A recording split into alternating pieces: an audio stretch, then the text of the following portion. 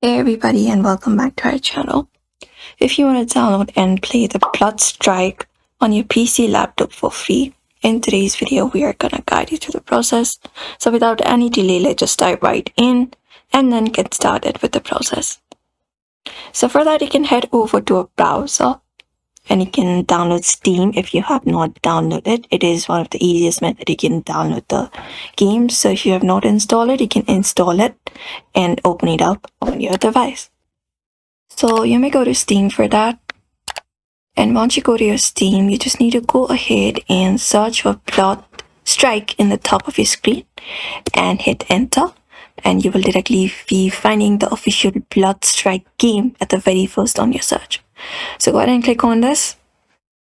And once you click on it, you just need to scroll from the given options. You can look out for the game here, gameplay here, or short video, and similarly other pictures and whatever you're looking for, like graphics and everything, and even the description right here on the right hand side. Now you just need to scroll from the given section, and when you do, you'll be finding a section called add to library. So this is a free game, you did not need to pay for it. So you can select this option of add to library and click on it, and the bloodstrike will be added to your account and it is now available in your Steam library. You can click on OK. Now once it is done, you can go to your library and open it up, and there you'll be finding option for bloodstrike.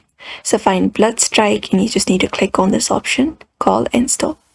Once you click on this install option, you just need to select this option of creating a desktop shortcut if you want it, and even creating a start menu shortcut, you can do it.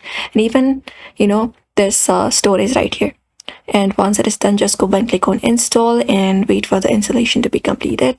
So it is a bit large size, so you need to wait for about some hours for this to be completely downloaded, and also ensure that you have enough storage for that, and only the game will be downloaded.